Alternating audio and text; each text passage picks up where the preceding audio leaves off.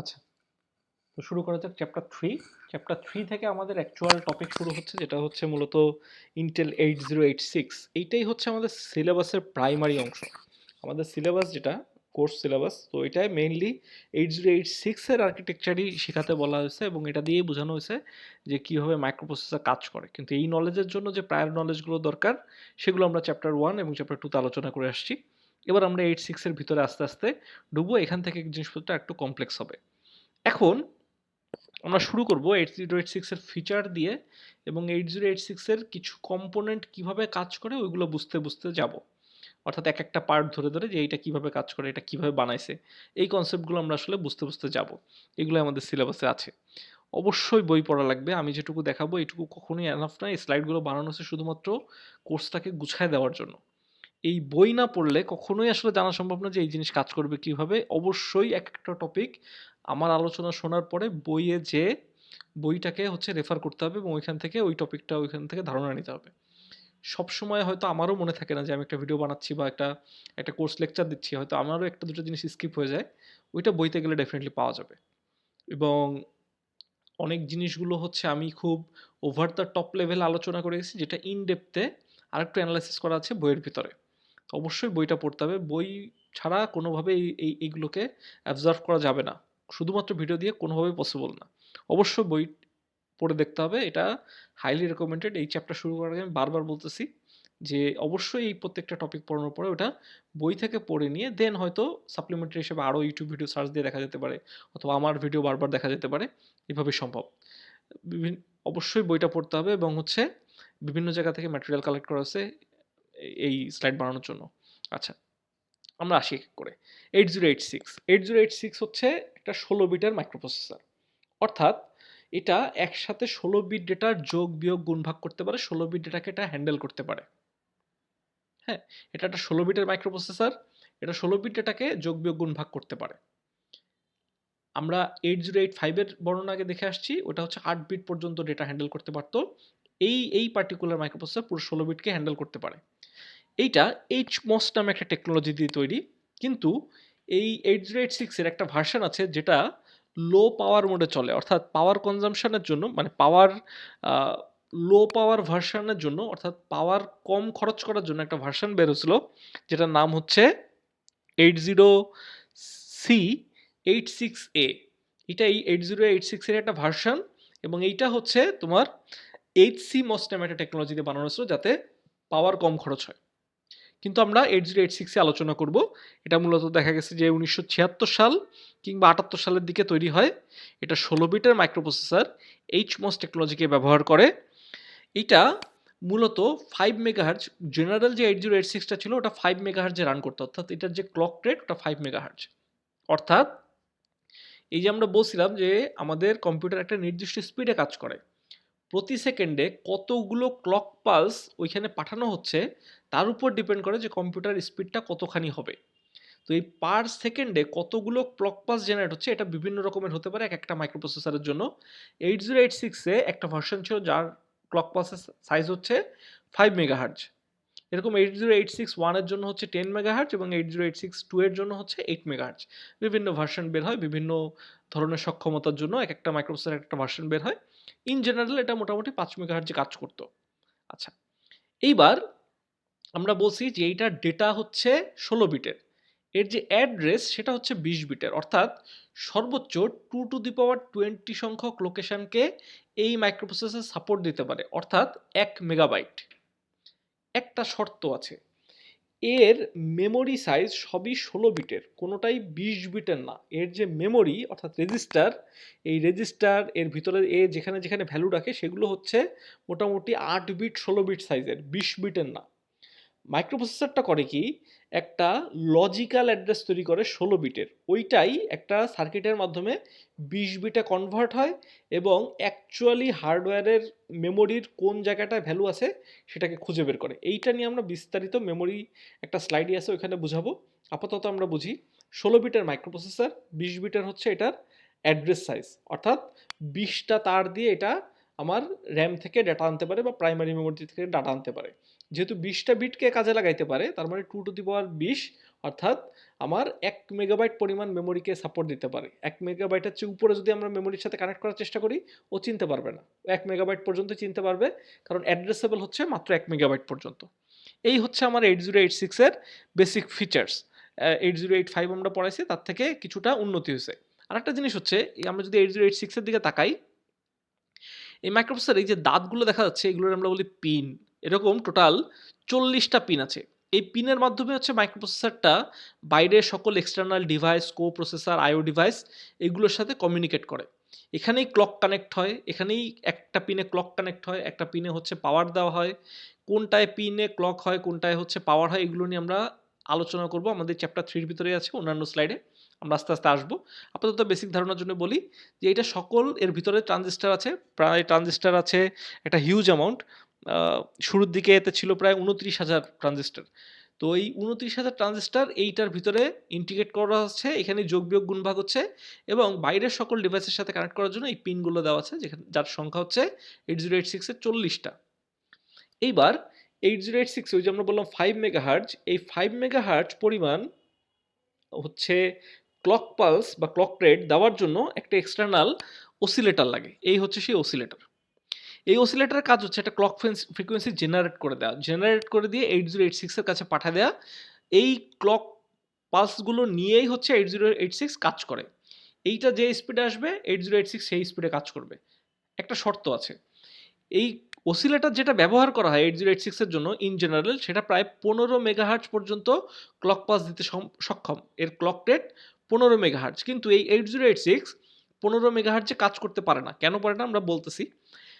এখন এই 15 মেগাহার্জকে 8086 এর উপযোগী করার জন্য একটা এক্সটার্নাল সার্কিট লাগে, যার নাম হচ্ছে 8284, একটা কোপ্রসেসর। এর কাজ হচ্ছে এই 15 মেগাহার্জকে এই 8086 এর উপযোগী বানা দেয়া। এটা 15 মেগাহার্জের 3 ভাগের 1 ভাগ পর্যন্ত সাপোর্ট করে, অর্থাৎ এর ডিউটি সাইকেল হতে হয় হচ্ছে 5 মেগাহার্জ। এই 8284 এর কাজ হচ্ছে অসিলেটর থেকে ইনপুট নিয়ে সেটাকে এই 3 ভাগের 1 ভাগে কনভার্ট করে আলটিমেটলি 8086 কে পৌঁছানো। কথা হচ্ছে কেন, এই পুরো কেন এবং এই ডিউটি সাইকেল কি জিনিস এবং এই পুরো কাজটার অ্যাডভান্টেজ এবং ডিসঅ্যাডভান্টেজ কি, এটার জন্য পুরোপুরি আমি একটা আলাদা ভিডিও বানায় ফেলছি। এটা হচ্ছে এর পরবর্তী ভিডিও হিসাবে আমাদের ইউটিউব চ্যানেলে দেওয়া আছে, ওই ভিডিওটা দেখে নিলে হবে। ওইটা আমি এখানে রিপিট করতেছি না, জাস্ট এখানে পজ করে ওই ভিডিওটা দেখে আসলেই ক্লিয়ার হয়ে যাবে। যেহেতু এটা একটু জটিল কনসেপ্ট, আমি ওইটার জন্য একটা সেপারেট ভিডিও আলাদা করে দিয়ে দিছি। তো আমরা এখান থেকে এই আপাতত এই স্লাইডের ভিতরে কি নলেজ নিয়ে যাব, আমরা নিয়ে যাব যে অসিলেটরে হচ্ছে 15 মেগাহার্জের ইনপুট দেওয়া হয় এবং সেটাকে 3 ভাগের 1 ভাগে কাজে লাগাইতে পারে, অর্থাৎ পাঠাতে পারে, এবং 8086 কাজে লাগাতে পারে, যেটা হচ্ছে 5 মেগাহার্জ। তো এটা থেকে আমরা যদি বলি, তাহলে আমি যদি একটা ম্যাথের কথা যদি চিন্তা করি, আমি যদি হচ্ছে 15 মেগাহার্জেরই একটা ইন্টারনাল ক্লক ফ্রিকোয়েন্সি পেতে চাই, তাহলে আমাকে কি করতে হবে, আমাকে সেটা 3 গুণ পরিমাণ অসিলেটর পাঠাতে হবে, অর্থাৎ 45 মেগাহার্জের মতো। এই সূত্রটা যদি দেখি আমরা, clock frequency equal to crystal input ওই অসিলেটরের ইনপুট ডিভাইডেড বাই হচ্ছে 3। আচ্ছা, এই কনসেপ্টটা আমরা অলরেডি একবার আলোচনা করছি, তারপর আমরা আবার একটু ডিটেলসে যাই। ইনস্ট্রাকশন কিউ, এই 8086 প্রথম মাইক্রোপ্রসেসর যেটা হচ্ছে পাইপলাইনিংকে সাপোর্ট দেয়। পাইপলাইনিং কি জিনিস, একটা ইনস্ট্রাকশনের টোটাল 6টা স্টেজ আছে তার লাইফ সাইকেলে। ফেচ ইনস্ট্রাকশন, ডিকোড ইনস্ট্রাকশন, দেন হচ্ছে calculate operant, fetch operant, execute the instruction, and হচ্ছে লাস্ট হচ্ছে স্টোর করা, সেভ করা, রাইট অপারেন্ট। তো এইবার এই 6টা স্টেপকে আমি একটা ইনস্ট্রাকশনের লাইফ সাইকেল বলতেছি। একটা ইনস্ট্রাকশন এক্সিকিউশনের সময় এই 6টা আলাদা আলাদা ঘটনা ঘটে। আমরা ধরে নেই আসলে তো ন্যানো সেকেন্ড লেভেলে হচ্ছে এক এক ক্লক পালসের মধ্যে সবগুলো ঘটনা ঘটে যাচ্ছে, তারপরও আমরা ধরে নেই যে এই 6টা ঘটনা ঘটানোর জন্য 6টা সেকেন্ড সময় লাগতেছে। তার মানে একটা ইনস্ট্রাকশন লোড হওয়ার পরে তার ফেচ ইনস্ট্রাকশন হয়েছে, ডিকোড হয়েছে, প্রতিটার জন্য 1 সেকেন্ড করে সময় লাগতেছে। একটা ইনস্ট্রাকশনে যদি 6 সেকেন্ড সময় লাগে, তার মানে প্রতিটা ইনস্ট্রাকশনে 6 করে লাগলে অ্যাপ্রক্সিমেট দেখা যাবে যে 9টা ইনস্ট্রাকশন এক্সিকিউট হতে হতে প্রায় 54 সেকেন্ড পরিমাণ টাইম লাগছে 9টা ইনস্ট্রাকশনের জন্য। তো একটা টেকনিক আছে যে এই কাজটাকে প্যারালালি করা যায়, অর্থাৎ একটা ইনস্ট্রাকশনের ফেচিং হয়ে গেল, সেটা দ্বিতীয় সেকেন্ডে ডিকোডিংয়ের জন্য গেছে, দ্বিতীয় ইনস্ট্রাকশনের ফেসটা আমি ওই সময় করা শুরু করে দিলাম। আমার রিসোর্স বসে আছে কম্পিউটারে বা মাইক্রোপ্রসেসরের। আমি করলাম কি দ্বিতীয় ইনস্ট্রাকশনের ফেচিং শুরু করে দিছি যখন হচ্ছে প্রথমটা ডিকোড হচ্ছিল। প্রথম ইনস্ট্রাকশনটা ডিকোড শেষে অপারেন্ট ক্যালকুলেশনের জন্য গেল। আমার সেকেন্ড ইনস্ট্রাকশনে এখন ডিকোডিং চলতেছে। আমি করলাম কি তৃতীয় যে ইনস্ট্রাকশনটা আছে সেটাকে ফেচ করা শুরু করে দিলাম। এইভাবে ৬টা স্টেপকে যদি আমি প্যারালালি চালাতে পারি তাহলে দেখা গেল ৯টা ইনস্ট্রাকশনের জন্য আমার মাত্র ১৪ সেকেন্ড লাগে, যেখানে আমার ৫৪ সেকেন্ড লাগার কথা। এইভাবে আমরা এটাকে প্যারালাল প্রসেসিং করতে পারি। এটাকে আমরা বলতেছি ইনস্ট্রাকশন পাইপলাইনিং। এই ইনস্ট্রাকশন পাইপলাইনের জন্য একসাথে কয়টা ইনস্ট্রাকশন প্যারালালি লোড করা যাবে তাকে বলা হচ্ছে ইনস্ট্রাকশন কিউ। এই 8086 এই পাইপলাইনিং এবং ইনস্ট্রাকশন কিউকে সাপোর্ট দেয়। 8086 এ টোটাল 6টা ইনস্ট্রাকশনকে হচ্ছে প্যারালালি লোড করা সম্ভব ইনস্ট্রাকশন কিউ এর ভিতরে। 808 এ সম্ভব 4টা। আচ্ছা, এর কারণে মানে ম্যাসিভ চেঞ্জ আসে। এই পাইপলাইনিং এখনও আছে এবং এটা হিউজ পরিমাণ স্পিড বাড়াতে সক্ষম হয় আমাদের যে প্রোগ্রাম এক্সিকিউশন সেটার। এবার আসি 8086 এর মেমোরি আর্কিটেকচারে। 8086 এর আমরা বলছি যে 1 মেগাবাইট পর্যন্ত মেমোরি সাপোর্ট করে। এই পর্যন্ত ঠিক আছে। আমরা যে এখন মানে আমরা এই পুরো কোর্সের ভিতরে যতবার মেমোরি বলবো আমরা আসলে প্রাইমারি মেমোরিকে বোঝাচ্ছি। এখানে হার্ড ডিস্ক বলে কিছু নাই। আমরা হার্ড ডিস্কের কথা ভুলে যাই। আমরা যখনই মেমোরি বলবো, প্রাইমারি মেমোরি বলবো, র্যাম বলবো, সবই আমরা একই জিনিস বোঝাচ্ছি। তো 8086 এ টোটাল 1 মেগাবাইট পর্যন্ত মেমোরি সাপোর্ট দেয়। কারণ কি ওই যে 20 বিটের তার বা বাস। তো 20 বিট পর্যন্ত অ্যাড্রেস বাস সাপোর্ট করে, তার মানে 2 টু দি পাওয়ার 20 1 মেগাবাইট। এই 1 মেগাবাইটের কোন জায়গায় ডেটা থাকবে, কোন জায়গায় প্রোগ্রাম থাকবে, এই জিনিসগুলোর উপর ভিত্তি করে এই মেমোরিটাকে আবার ভাগ করে ফেলা হয়, যেটাকে আমরা বলি সেগমেন্ট। আমরা আবার বলি একটা কম্পিউটারের একটা এই মেমোরি 8086 মাইক্রোপ্রসেসরে 1 মেগাবাইটের মেমোরি কানেক্ট করা হচ্ছে। র্যাম মানে কি? র্যাম মানে আমরা অলরেডি জানি এটা হচ্ছে কাইন্ড অফ অ্যারে, অর্থাৎ line by line by line by line এটা ডিজাইন করা হয়। ফর এক্সাম্পল আমরা যদি একটু ছোট্ট করে আঁকায় দেখি, এটা হচ্ছে সামথিং এরকম দেখায়। এখানে ঘর ঘর ঘর ঘর কাটা আছে। এই প্রত্যেকটা ঘরকে একটা অ্যাড্রেস দিয়ে চিনানো হয় এবং এর মধ্যে ভ্যালুগুলো রাখা হয়। এর মধ্যে ভ্যালু থাকতে পারে, একটা প্রোগ্রামের ইনস্ট্রাকশন থাকতে পারে। কথা হচ্ছে কোন জায়গায় রাখবো? যদি আমি একটা জায়গায় ইনস্ট্রাকশন রাখি তারপরেই আবার একটা ভ্যালু রাখি, অনেক সময় কোলিশন হওয়ার সম্ভাবনা থাকে। তো এই জিনিসটা ঠেকানোর জন্য এই 8086 মাইক্রোপ্রসেসর করে কি, পুরো প্রোগ্রামটাকে ভাগ করে ফেলে, পুরো মেমোরিটাকে ভাগ করে ফেলে। মূলত একটা প্রোগ্রামের জন্য এটা 4টা করে ভাগ করে। একটা হচ্ছে কোড সেগমেন্ট, একটা হচ্ছে ডেটা সেগমেন্ট, একটা হচ্ছে স্ট্যাক সেগমেন্ট, আর একটা হচ্ছে এক্সট্রা সেগমেন্ট। কোনটার কাজ কি আমরা এখন আলোচনা করব। এখন মাইক্রোপ্রসেসর এই 8086 মাইক্রোপ্রসেসর যখন কোডকে সেভ করে তখন সেই কোড সেগমেন্টের মধ্যে রাখে। সে যখন শুধু ডেটা রাখে তখন সেই ডেটা সেগমেন্টের মধ্যে রাখে। এবং কিছু কিছু ক্ষেত্রে ডেটা নিয়ে কাজ করার সময় একটু এক্সটার্নাল মেমোরির প্রয়োজন পড়ে যায়, সেজন্য সে মাঝে মাঝে এই এক্সট্রা সেগমেন্টকে ব্যবহার করে, বিশেষ করে যখন সে স্ট্রিং টাইপের ডেটা নিয়ে কাজ করে, ক্যারেক্টার অ্যারে।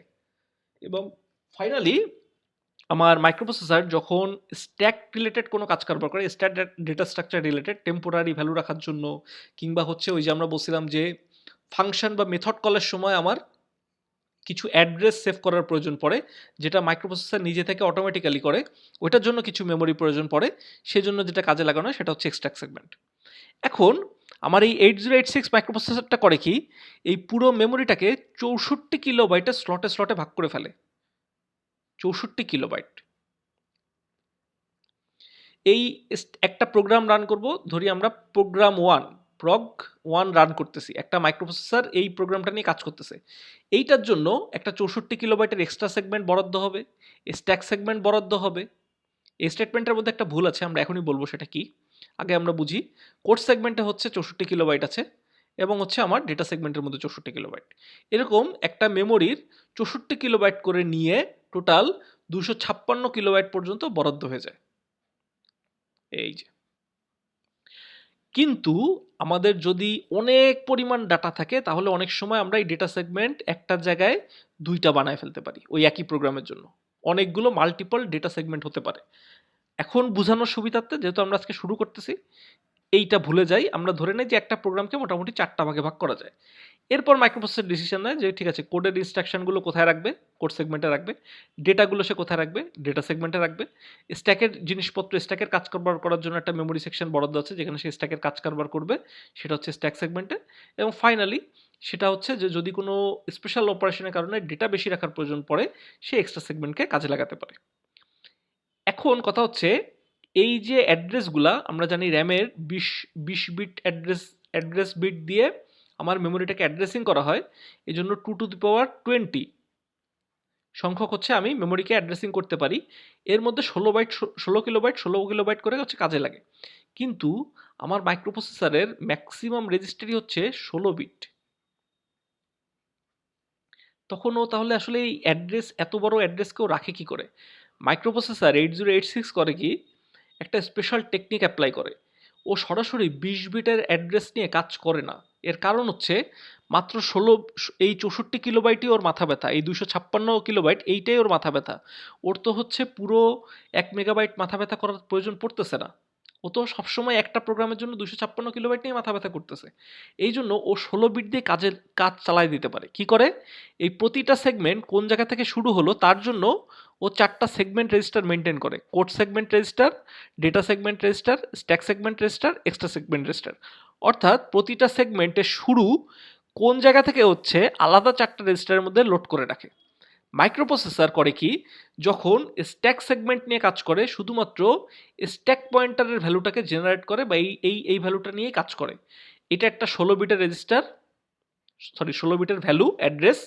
এই 16 বিটের ভ্যালু এটাকে বলা হয় অফসেট, এবং এই সেগমেন্ট রেজিস্টার এইটা দিয়ে ও 20 বিটের অ্যাড্রেস জেনারেট করে ফিজিক্যাল লেভেলে, অর্থাৎ হার্ডওয়্যার লেভেলে। একটা সার্কিটরি আছে, যে সার্কিট বাস কন্ট্রোলার লজিক, এই বাস কন্ট্রোলার লজিকের কাজ হচ্ছে 20 বিট বানায় দেওয়া। কিভাবে? আমরা এর পরবর্তী স্লাইডগুলো ডিটেলসে দেখাবো। আমরা একটু আবার বলি, আমাদের এই যে 8086 মাইক্রোপ্রসেসর, এটা পুরো মেমোরিটাকে সেগমেন্টেড মেমোরিতে ভাগ করে রাখে। তো আমরা দেখছি 8086 এই কাজের জন্য 4টা সেগমেন্টকে বেছে নিছে।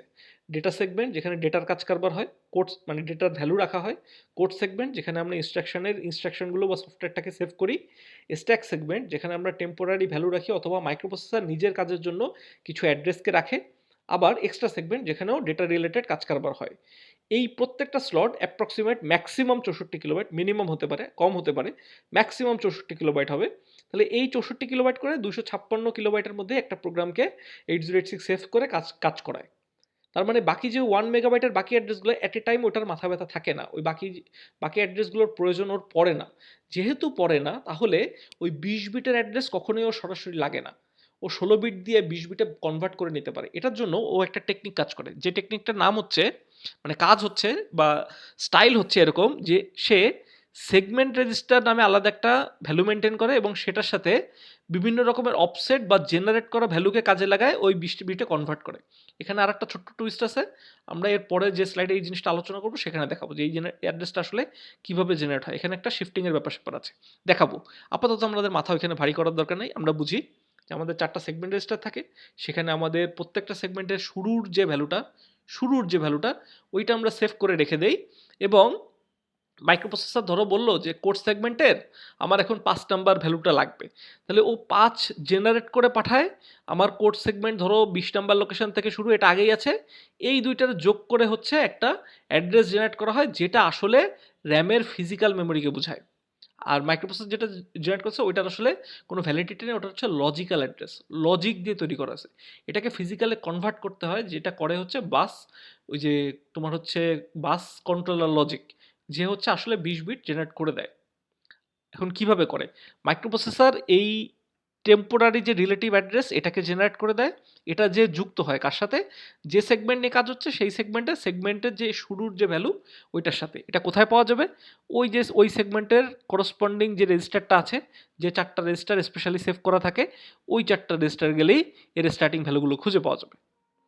এইভাবে হচ্ছে মাইক্রোপ্রসেসরের সেগমেন্টেড মেমোরি কাজ করে। মাইক্রোপ্রসেসর এট এ টাইম একটা সেগমেন্টে কাজ করতে পারে এবং মাত্র 16 বিটের অ্যাড্রেস জেনারেট করেই সে 20 বিটের কাজ আদায় করে নিতে পারে। এতে তার বাঁচে, বাস বাঁচে।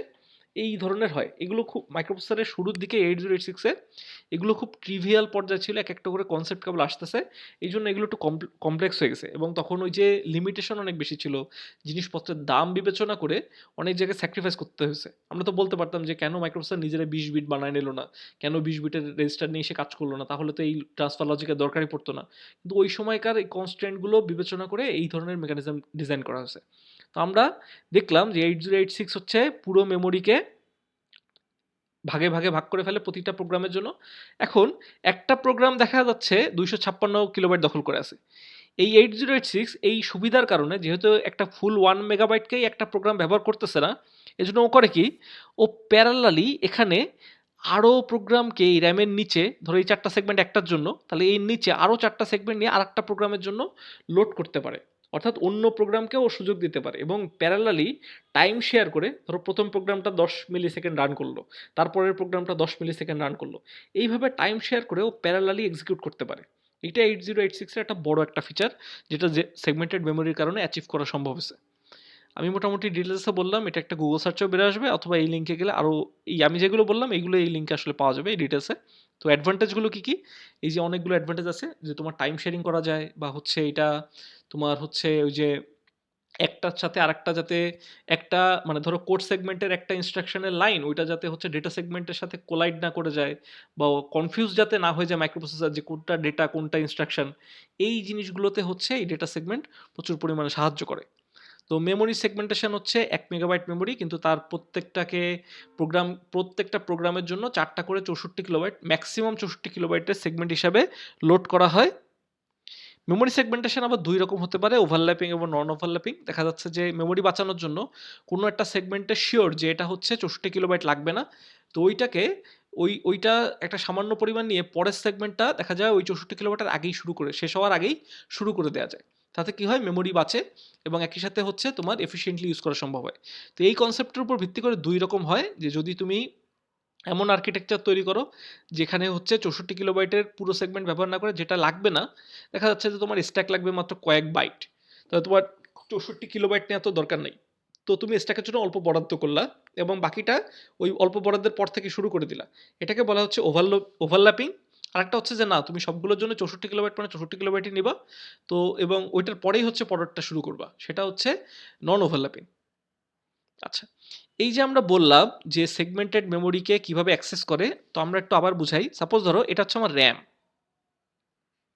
এবার মাইক্রোপ্রসেসর বললো কি যে আমার ডেটা লাগবে কত, আমার ডেটা লাগবে হচ্ছে 16 বিটের একটা অ্যাড্রেস জেনারেট করে দিছে,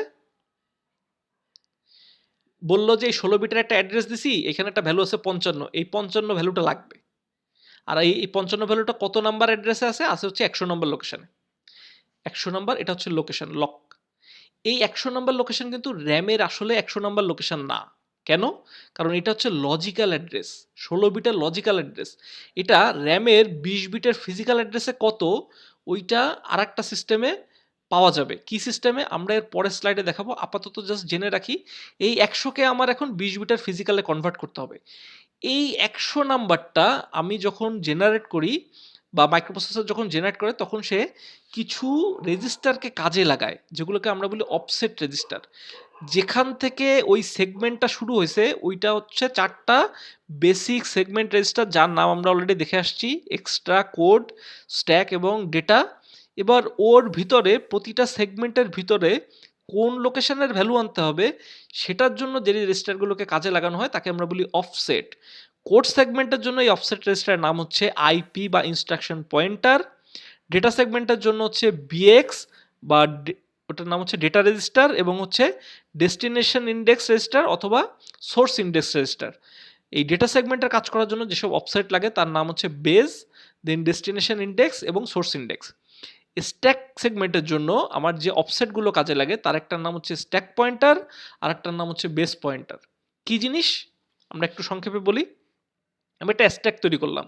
আমরা জানি যে স্ট্যাক ডেটা স্ট্রাকচারে সবসময় লাস্টে কোন ভ্যালু সেটাকে পয়েন্ট আউট করে রাখতে হয়, ওটা যে রেজিস্টারের মধ্যে পয়েন্ট আউট করা থাকবে তার নাম হচ্ছে স্ট্যাক পয়েন্টার। কিন্তু ধরো কোনো একটা কারণে তোমার স্ট্যাকের একদম মাঝখানের একটা ভ্যালু অ্যাক্সেস করার প্রয়োজন পড়লো, সেজন্য তুমি যে রেজিস্টারকে কাজে লাগাতে পারবা তার নাম হচ্ছে বেস পয়েন্টার। তো এরকম দুইটা রেজিস্টার লাগে, special purpose register, dedicated register. এই দুইটা অফসেটের নাম স্ট্যাকের জন্য হচ্ছে স্ট্যাক পয়েন্টার, বেস পয়েন্টার। আর এক্সট্রা সেগমেন্টের ডেটা সেগমেন্টের আচরণ আসলে একই, তাই ডেটা সেগমেন্টের জন্য যে অফসেটগুলো লাগে এক্সট্রা সেগমেন্টের জন্য সেই একই অফসেট লাগে। অর্থাৎ বেজ, তারপর হচ্ছে ডেস্টিনেশন ইন্ডেক্স এবং সোর্স ইন্ডেক্স মূলত স্ট্রিং অপারেশনের ক্ষেত্রে কাজে লাগে। এইবার মাইক্রোপ্রসেসর বললো আমার 100 নাম্বার লোকেশন লাগবে, 100 নাম্বার ধরো ডেটার জন্য লাগবে, তো ডেটা ও বিএক্স এর মধ্যে সেভ করে দিয়ে এই বিএক্স এর সাথে এই ডিএস অ্যাকচুয়াল যে সেগমেন্ট রেজিস্টারের স্টার্টিং ভ্যালু এইটা দিয়ে এই দুইটা মিলায় হচ্ছে ও একটা 20 বিটের অ্যাড্রেস জেনারেট করে। কিভাবে করে পরের স্লাইডে দেখাবো, আপাতত জাস্ট বুঝি যে আমার দুই ধরনের রেজিস্টার দরকার, একটা হচ্ছে সেগমেন্ট রেজিস্টার, একটা হচ্ছে করসপন্ডিং যে কোনো একটা অফসেট রেজিস্টার অ্যাকচুয়াল ওই অ্যাড্রেসিং র্যামের অ্যাকচুয়াল যে প্রাইমারি লোকেশন ওটাকে খুঁজে বের করার জন্য। এইটা হচ্ছে সেগমেন্টেশনের একটা আরেকটা রুল। অ্যাডভান্টেজ কি কি? তোমার হচ্ছে মেমোরি ম্যানেজমেন্ট খুব স্ট্রং হয়ে গেছে, আগে যেমন ঢালাও ছিল এবং এটার কারণে কলিশন হতে পারতো, কনফিউশন তৈরি হতে পারতো মাইক্রোপ্রসেসরের ভিতরে যে কোনটা ডেটা কোনটা ইনস্ট্রাকশন, এই জিনিসগুলো অনেকটা সর্ট আউট হয়েছে। ডিফারেন্ট সেগমেন্ট থাকার কারণে স্ট্যাক অপারেশন করাটা খুব সোজা হয়ে গেছে, ডেটা রিলেটেড কাজ করা ইজি হয়ে গেছে, ডেটার যে ট্রান্সফার এই জিনিসগুলো এখন মানে ওই ডেটা সেগমেন্টের ভিতরেই হবে এবং ডেটা সেগমেন্ট থেকে তোমার স্টোর হবেও হচ্ছে আরেকটা ডেটা সেগমেন্টের ভিতরে, কোলাইড করার কোনো সম্ভাবনা নাই। তারপরে ইজিলি ডেটা শেয়ারিং করা পসিবল হয়েছে মাল্টিপল প্রোগ্রামের ভিতরে, অর্থাৎ একটা ডেটা সেগমেন্টকে তুমি দুইটা প্রোগ্রামের মধ্যে শেয়ার করতে পারো। এইভাবে হচ্ছে তুমি ডেটা শেয়ারিং করতে পারবা মাল্টিপল প্রোগ্রামের মধ্যে বা মাল্টিপল কোড সেগমেন্টের ভিতরে, একই প্রোগ্রামে দুইটা কোড সেগমেন্টের ভিতরেও এইভাবে ডেটা শেয়ারিং করা পসিবল। এছাড়া হচ্ছে তোমার এই যে 1 মেগাবাইটের ভিতরে যদি তুমি 1 মেগাবাইটের ভিতরে এই যে 20 বিট অ্যাড্রেস বিট লাগে, তো এই 20 বিটের রেজিস্টার ব্যবহার করার প্রয়োজন পড়তেছে না বা 20 বিটের এতগুলো রেজিস্টারের প্রয়োজন পড়তেছে না শুধুমাত্র এই সেগমেন্টেড মেমোরির কারণে। টাইম শেয়ারিং কীভাবে হয় অলরেডি আমরা আলোচনা করছি, তারপরেও যদি তোমার নলেজ লাগে তাহলে ওই যে লিঙ্ক দেওয়া আছে ওখানে গেলেও টাইম শেয়ারিংটা বোঝা যাবে বা বইতেও আছে। মূলত হচ্ছে যে একটা প্রোগ্রাম যেহেতু 256 কিলোবাইট দখল করে, তাহলে আমি আরও দুইটা প্রোগ্রাম 256 করে লোড করতে পারি এবং প্রতিটা প্রোগ্রামকে যদি আমি 10 মিলি সেকেন্ড বা ন্যানো সেকেন্ড পরিমাণ সময় দিই এক্সিকিউশনের জন্য, তাহলে অ্যাজ এ হিউম্যান আমি টের পাবো না কিন্তু বা বুঝতে পারবো না, কিন্তু মাইক্রোপ্রসেসর ঠিকই প্যারালালি ওগুলোকে কাজে লাগাতে পারবে। তার মানে তোমার কাছে মনে হবে যে দুইটা প্রোগ্রাম আসলে একসাথে রান হচ্ছে। টাইম শেয়ারিং, এই টাইম শেয়ারিং কনসেপ্ট আমাদের বর্তমান কম্পিউটারগুলোর ভিতরেও আছে, বিভিন্ন জায়গায় কাজে লাগতেছে। তো এই সকল ফিচার হচ্ছে এই সেগমেন্টেড মেমোরির কারণে আর্ন করা পসিবল হয়। 8085 এর 8086 এর মধ্যে একটা অন্যতম মূল পার্থক্য, এটা আমরা অলরেডি আগের স্লাইড আলোচনা করছি, তারপর সংক্ষেপে যদি একটু বলে যাই যেহেতু বইতে আছে এই জায়গাটায়। তো এই 8085 হচ্ছে 8 বিটের মাইক্রোপ্রসেসর, 8086 হচ্ছে 16 বিটের। এটা সেগমেন্টেড মেমোরি 8086 এ আসে, 8085 এ ছিল না। আরও অনেকগুলো আমরা পার্থক্য আমরা পড়াইছি, কিন্তু মেজরগুলো যদি বলি, আইও ডিভাইস মাত্র 256 কানেক্ট করা যেত 8085 এ, এখানে প্রায় 65,000-এর উপরে সম্ভব। 8086 এর কস্ট অনেক বেশি কারণ এর ফাংশনালিটি অনেক বেশি। ইনস্ট্রাকশন কিউ যেটা একটা খুবই রেভলিউশনারি তোমার ইভলিউশন হয়েছে, অর্থাৎ রেভলিউশনারি একটা নতুন ইনভেনশন, যার কারণে হিউজ পরিমাণ কম্পিউটার স্পিড বাড়ানো সম্ভব হয়। এই জিনিসটা হচ্ছে 8086 এ আসে। আচ্ছা, এই টপিকটা পড়ানোর আগে আমরা একটু এটা দেখাই,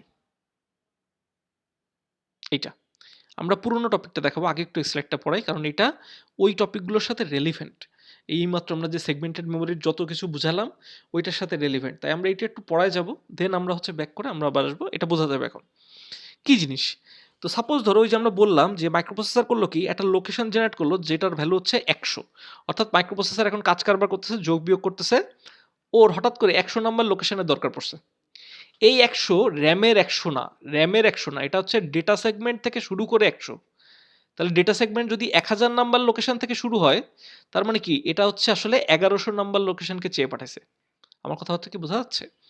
সাপোজ ধরো মাইক্রোপ্রসেসর কাজ করতেছে, করতে করতে একটা অ্যাড্রেস জেনারেট করছে যে 100 নাম্বার লোকেশনে যাও, ওইখানে যে 55 ভ্যালুটা আছে ওটাকে খুঁজে নিয়ে আসো। এই 55টা আসলে র্যামের কোন জায়গায় আছে? র্যামের 100 নম্বর লোকেশনে নাই, বিকজ এটা হচ্ছে ডেটা সেগমেন্ট থেকে 100 নম্বর খুঁজতে বলছে। তার মানে ডেটা সেগমেন্ট আমি যদি ধরি যে 1000 নাম্বার লোকেশন থেকে শুরু হয়েছে এবং করসপন্ডিং একটা অফসেট ধরো বিএক্স এর মধ্যে রেখে দিছি আমি, এটা শুরু হয়েছে হচ্ছে 100 নাম্বার লোকেশন থেকে, তার মানে এটা আসলে র্যামের এই দুইটাকে আমি যদি মার্চ করি তাহলে ধরে নেই যে তোমার 1100 নাম্বার থেকে শুরু হয়েছে, কিন্তু আসলে এটা আসলে যোগ হয় না, এখানে একটা ঘটনা আছে। কথা হচ্ছে এই অ্যাকচুয়াল যে ফিজিক্যাল অ্যাড্রেস এই যে 1100, এটা পাওয়া যাবে কিভাবে? এটা পাওয়া যাবে হচ্ছে এইভাবে, প্রথমে মাইক্রোপ্রসেসর একটা ভ্যালু জেনারেট করলো, মাইক্রোপ্রসেসর সবসময় 16 বিট নিয়ে কাজ করে, সেই 16 বিটের একটা অফসেট জেনারেট করলো যে আমার এই ভ্যালুটা দরকার। এইটা করসপন্ডিং যে সেগমেন্টের সাথে রিলেটেড সেই সেগমেন্টের সাথে যোগ হবে। যোগ হওয়ার আগে একটা ছোট্ট টুইস্ট আছে, একটা 4 বিটের লেফট শিফট হবে, অর্থাৎ একটা 0 অ্যাড করে দেওয়া হবে নাম্বারের সাথে। ফর এক্সাম্পল আমার সেগমেন্টের মধ্যে যদি একটা 16 বিটের নাম্বার 1000 থাকে, এর সাথে একটা 0 যোগ হয়ে যাবে, এটা এখন 10,000 হয়ে যাবে।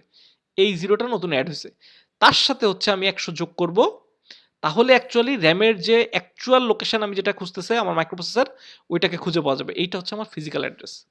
আমার মাইক্রোপ্রসেসর প্রথমে লজিক্যাল অ্যাড্রেস জেনারেট করে এইটা। এবার আমার যে সেগমেন্ট নিয়ে কাজ হচ্ছে সেই সেগমেন্টকে 4 বিটের লেফট শিফট দিয়ে ওখানে একটা 0 অ্যাড করে দিতে হবে হেক্সাডেসিমেলে থাকলে। এবার এই অফসেট এবং এই সেগমেন্টকে যোগ করা হবে এবং 20 বিটের ফিজিক্যাল অ্যাড্রেস পাওয়া যাবে। আমরা যদি একটা উদাহরণ দেই, এখানে একটা উদাহরণের কথা বলা আছে, নিজেরা করে দেখো। তারপর আমরা যদি বলি, ধরো কোড সেগমেন্ট নিয়ে কাজ হচ্ছে, কোড সেগমেন্টের ভিতরে ভ্যালু আছে 1601, 16 বিটের। এইবার আমার মাইক্রোপ্রসেসর যে অ্যাড্রেসটা নিয়ে কাজ করবে সেটা জেনারেট করছে 1010, একটা হেক্সাডেসিমাল নাম্বার। এটা ইনস্ট্রাকশন পয়েন্টার নামে একটা রেজিস্টারের মধ্যে রাখছে। কেন ইনস্ট্রাকশন পয়েন্টার? এই কারণে, এই যে যে কোড সেগমেন্টে যে অফসেট কাজ করে সেটা হচ্ছে আইপি, আইপি মানে ইনস্ট্রাকশন পয়েন্টার। এই জন্য হচ্ছে মাইক্রোপ্রসেসর যে ভ্যালুটা চাচ্ছে সেটাকে লোড করছে হচ্ছে ইনস্ট্রাকশন পয়েন্টারের ভিতরে এইটা। তাহলে এখন আমার এইটা হচ্ছে আমার লজিক্যাল অ্যাড্রেস, এটা হচ্ছে আমার সেগমেন্ট রেজিস্টারের ভ্যালু। এখন আমার 20 বিটের ফিজিক্যাল অ্যাড্রেস হবে কি করে? আমি করব কি, এটাকে আমি না মানে বাস কন্ট্রোলার লজিক করবে কি, এই নাম্বারটাকে, এই যে 1601, এটাকে 4 বিটের লেফট শিফট দেবে, তার সাথে এই নাম্বারটা যোগ করে দেবে, তাহলে এরকম একটা ভ্যালু আসে। এইটা হচ্ছে আমার অ্যাকচুয়াল সেই ভ্যালু যেখান থেকে মাইক্রোপ্রসেসর ইনস্ট্রাকশন চেয়ে পাঠাইছে। এইভাবে হচ্ছে logical to physical address calculate করা হয়। তো এই পার্টটুকু রেলিভেন্ট ছিল, এই জন্য আমরা এটুকু পড়াই নিছি। আমরা আবার সিকোয়েন্সিয়ালি এক্সিকিউশনে যাই বা সিকোয়েন্সিয়ালি পড়ানো যাই। তাহলে এখন নতুন টপিক, মাইক্রোপ্রসেসরের মেমোরিতে ডেটা সেভ হয় কি করে? আমরা জানি যে মাইক্রোপ্রসেসর একসাথে 8086 16 বিট নিয়ে কাজ করে, 16 বিট। কিন্তু 16 বিটের একটা নাম্বার গেস করে নেওয়া হয়েছে, যে 16 বিটের একটা নাম্বার ইমাজিন করে নেওয়া হয়েছে। এটা 8 বিট 8 বিটে ভাগ করলে 26 এবং A7। এইচ মানে হচ্ছে হেক্সাডেসিমেল, ওটা কোনো নাম্বার না, ওটা জাস্ট প্রকাশ করছে কোন নাম্বার সিস্টেম আছে। এইটা একটা নাম্বারে সেভ করতে হবে। কোনো একটা ইনস্ট্রাকশন, কোনো একটা প্রোগ্রাম রান হচ্ছে, সফটওয়্যার রান হচ্ছে, তার মধ্যে বলা হয়েছে যে 16 বিট ডেটা, মাইক্রোপ্রসেসর আমার 8086 16 বিট ডেটা নিয়ে কাজ করে। বলা হলো এই নাম্বারটা যে সেভ করে আসো কোন জায়গায়, এখানে একটা 20 বিটের অ্যাড্রেস আছে, তো 20 বিটের অ্যাড্রেস নিয়ে সেভ করে আসো। সমস্যা হচ্ছে যে আমার এই র্যাম 8086 এর সাথে যে র্যাম আমি কানেক্ট করি ওইটা হচ্ছে সবসময় 8 বিট, এর যে প্রাইমারি মেমোরি সেটা হচ্ছে 8 বিটের, অর্থাৎ একসাথে 8 বিট পর্যন্ত ধরতে পারে। কিন্তু মাইক্রোপ্রসেসর 8086 কাজ করে 16 বিট নিয়ে, তাহলে ও কী করবে, ও 16 বিটকে দুইটা ভাগে ভাগ করে ফেলবে, লোয়ার 8 বিট, হায়ার 8 বিট। ও কী করবে, যে অ্যাড্রেসে রাখতে বলা হয়েছে ওই অ্যাড্রেসে যে আগে লোয়ার 8 বিট রাখবে, তার উপরেই ঠিক হায়ার 8 বিট রাখবে। যখন মাইক্রোপ্রসেসর এই ডাটাটা আবার চেয়ে পাঠাবে যে রিড করে নিয়ে আসো, তখন ওই কী করবে, ওইখান থেকে এই অ্যাড্রেস থেকে, যে অ্যাড্রেস জেনারেট করছে ওইখান থেকে ও 2 বাইট পরিমাণ ডেটা পড়ে একটা নাম্বার বানায় 16 বিট হিসাবে সাপ্লাই দিয়ে দেবে। মাইক্রোপ্রসেসর যদি শুধুমাত্র 8 বিট চায় তখন ওই অ্যাড্রেস থেকে শুধুমাত্র একটা 8 বিট নেবে, অন্য অ্যাড্রেসের ওটা ওর মাথা ব্যথা না ওই সময়ের জন্য, শুধুমাত্র একটা 8 বিট রিড করে নিয়ে পাঠিয়ে দিবে, কাজ শেষ।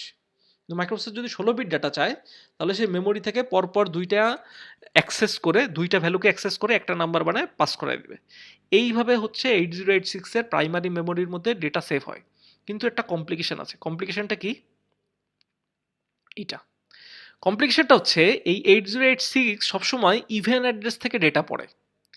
যখন ও রিড করতে যায় এর আর্কিটেকচারের কারণে, আমরা একটু যদি সংক্ষেপে বলি, এর মেমোরি আর্কিটেকচার আমরা পড়াবো, আপাতত সংক্ষেপে বলি। 1 মেগাবাইট মেমোরি আসলে দুইটা ব্লকে ভাগ করা আছে। 1 মেগাবাইট মেমোরি পর্যন্ত সাপোর্ট দেয়, আমরা অলরেডি বহুবার বলে ফেলছি 8086 1 মেগাবাইট মেমোরিকে সাপোর্ট দেয়। এইটা দুইটা ভাগে ভাগ করা আছে, 512 কিলোবাইটের একটা এবং 512 কিলোবাইটের একটা। কিসের উপর ভিত্তি করে? ইভেন এবং অড অ্যাড্রেস, ইভেনের অর্ধেক অ্যাড্রেস এবং অডের অর্ধেক অ্যাড্রেস। এইভাবে হচ্ছে মাইক্রোপ্রসেসরের ভিতরে অ্যাকচুয়ালি মেমোরি ডিজাইন করা আছে 8086-এ। এখন এটা লিমিটেশনের কারণে বা 8086-এর সীমাবদ্ধতার কারণে এটা সবসময় শুধুমাত্র ইভেন অ্যাড্রেস থেকে ডাটা পড়ে, এ সরাসরি অড অ্যাড্রেস থেকে ডেটা পড়তে পারে না। সার্কিটরির সমস্যা, খুব ট্রিভিয়াল সময়, 70 দশকের কথা হচ্ছে, কোনো একটা ডিজাইন ফল্টের কারণে এটা শুধুমাত্র ইভেন অ্যাড্রেস থেকে পড়তে পারতো। এখন মাইক্রোপ্রসেসর একটা অ্যাড্রেস জেনারেট করলো, করে বললো এটা রিড করে নিয়ে আসো। তো এটা আমরা উদাহরণ হিসেবে যদি দেখি, ধরো একটা অ্যাড্রেস জেনারেট করছে 30,024 ফিজিক্যাল অ্যাড্রেস, লজিক্যাল জেনারেট করছে, ওটাকে ফিজিক্যালে কনভার্ট করা হয়েছে এবং সেখান থেকে 16 বিট ডেটা পড়ে নিয়ে আসতে বলছে মাইক্রোপ্রসেসর কোনো একটা ইনস্ট্রাকশনের মাধ্যমে। সার্কিট করবে কি, সরাসরি এখানে যাবে, ইভেন থেকে 8 বিট পড়বে এবং তার ঠিক পরের যে অড অ্যাড্রেসটা আছে সেখান থেকে 8 বিট পড়বে, দুইটাকে 16 বিটে কনভার্ট করবে, সাপ্লাই করে দেবে, কাজ শেষ, ঝামেলা নাই। ঝামেলা হচ্ছে যখন অড অ্যাড্রেস থেকে ভ্যালু চাওয়া হবে। যেমন ধরো একটা অড অ্যাড্রেস, এখানে বানান ভুল করা আছে, একটা অড অ্যাড্রেস যেমন 40,005 হেক্সাডেসিমেল, এই অ্যাড্রেস ফিজিক্যাল অ্যাড্রেস, এখান থেকে মাইক্রোপ্রসেসর বললো 16 বিট ডেটা পড়ে নিয়ে আসো, কিন্তু মাইক্রোপ্রসেসর 8086 তো 5 নাম্বার অ্যাড্রেস পড়তে পারবে না, তো অড থেকে পড়তে পারে না, তো সবসময় ইভেন থেকে পড়ে।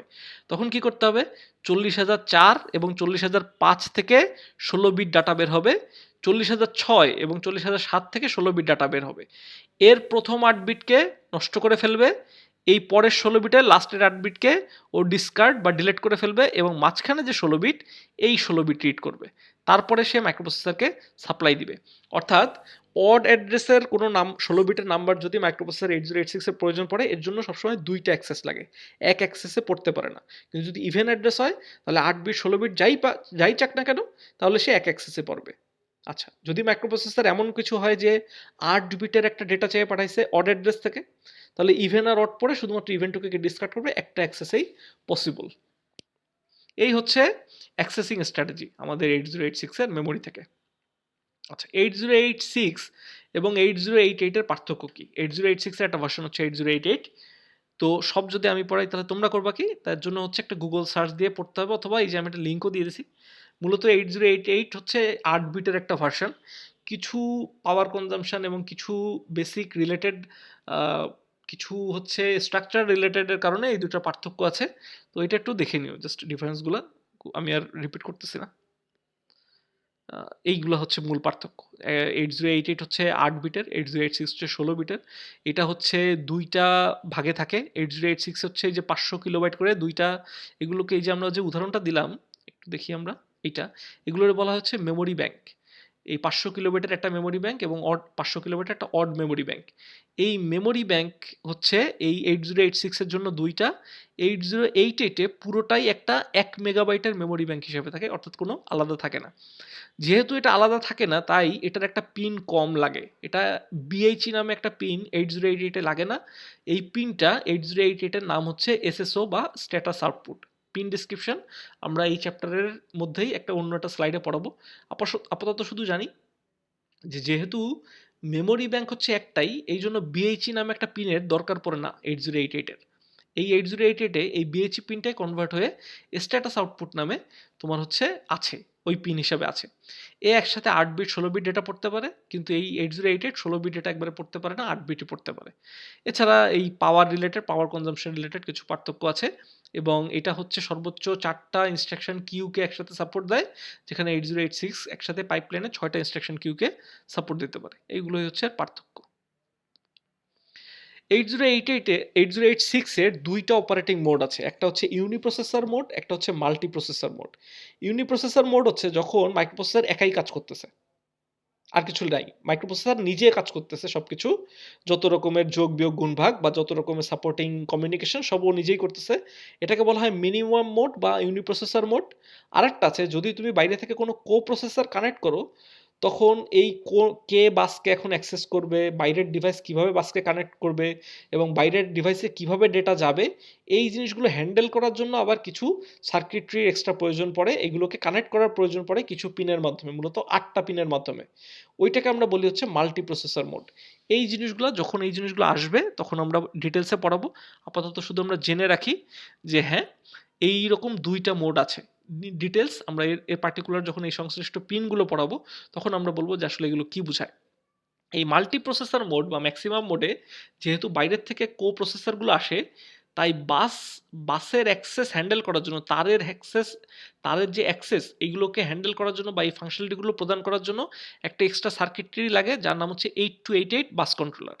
এ হচ্ছে ডিসিশন নেয় যে বাস কিভাবে অ্যাক্সেস হবে ওই বাইরের ডিভাইসগুলোর জন্য, ট্রান্সমিট কিভাবে হবে অথবা রিসিভ কিভাবে হবে ডেটা। তো এটা মূলত ম্যাক্সিমাম মোডে লাগে, আমরা দেখাবো এটা।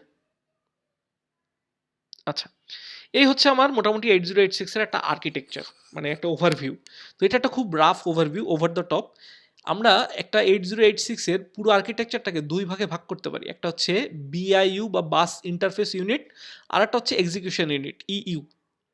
বাস ইন্টারফেস ইউনিটের কাজ হচ্ছে একটা এই মাইক্রোপ্রসেসর বর্তমানে কোন ইনস্ট্রাকশনকে এক্সিকিউট করবে ওই অ্যাড্রেসটা জানার পর থেকে ওইটাকে রিড করে নিয়ে আসা পর্যন্ত এবং লোড করা পর্যন্ত হচ্ছে এই পার্টটুকুর কাজ, এই যে ডান পাশের এই পার্টটুকুর কাজ।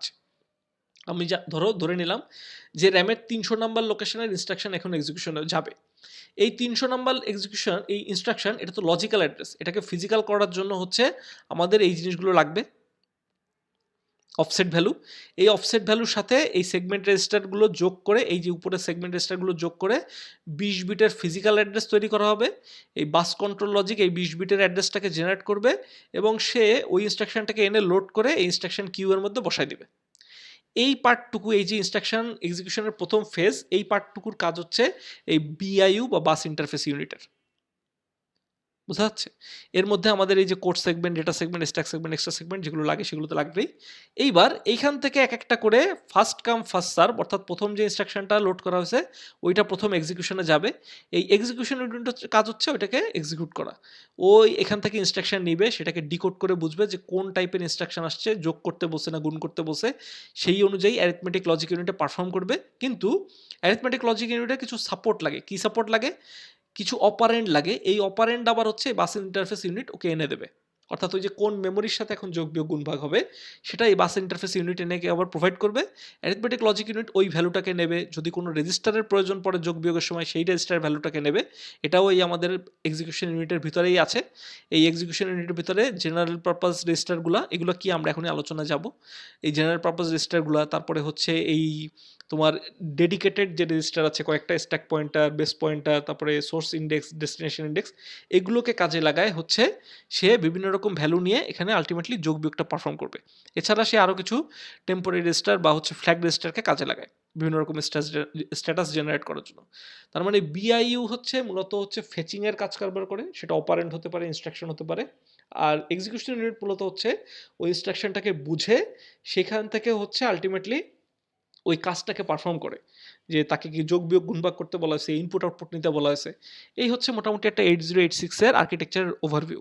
এখন কথা হচ্ছে এই যে যোগ বিয়োগ গুণভাগ করবে এক্সিকিউশন ইউনিটে, এখানে টোটাল 4টা জেনারেল পারপাস রেজিস্টার আছে। 4টা না, 4টার বেশি আছে, কিন্তু ওভার দ্য টপ 4টা আছে। কেন 4টার বেশি আছে বলবো, আমরা এখনই বুঝাবো। এএক্স, বিএক্স, সিএক্স আর ডিএক্স। এই এক্সটাকে বলে মূলত অ্যাকুমুলেটর রেজিস্টার। এইটার সাথেই মূলত যোগ বিয়োগ গুণ ভাগ করা হয়। হ্যাভিং সেড দ্যাট, এই 4টা যে কোনোটাকে নিয়েই তুমি যোগ বিয়োগ গুণ ভাগ করতে পারো।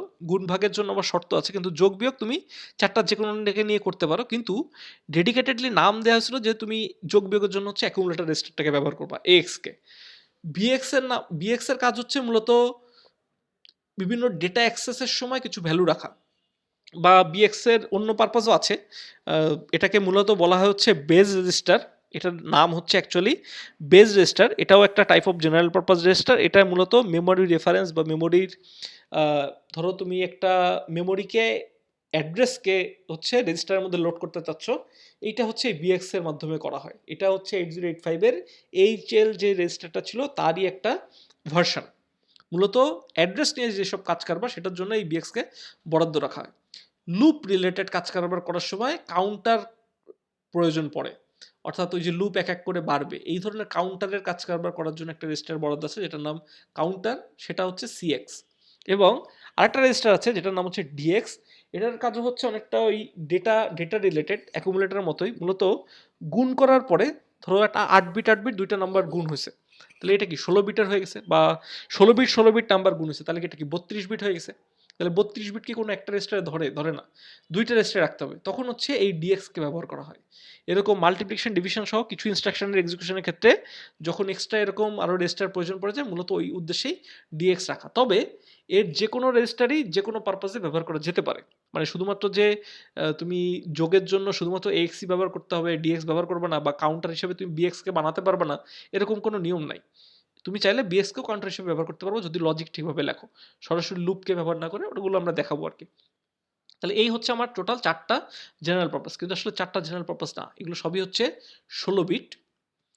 কিন্তু মেমোরি বাঁচানোর সময় ধরো একটা প্রোগ্রাম লিখছো তুমি, যে প্রোগ্রামে 16 বিটের কাজই নাই, তাহলে 16 বিটের কাজ না থাকলে তুমি কি এএক্স বিএক্স এগুলোর কাজে লাগাবা? তোমার তো 8 বিটের দরকার, মেমোরি বাঁচাতে হবে, কারণ মেমোরির খুব সংকট ছিল ওই সময়। তাই এগুলোকে আবার দুই ভাগে বিভক্ত করা যায়, একটা হচ্ছে এএল আর একটা হচ্ছে AH.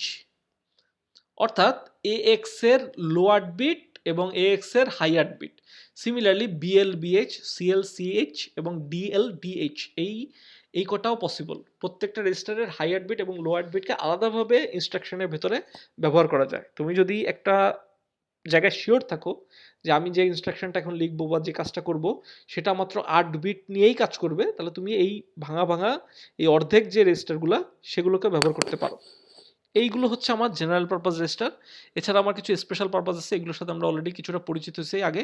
Stack pointer, base pointer, destination index, source index, instruction pointer, এই রেজিস্টারগুলো হচ্ছে ডেডিকেটেড।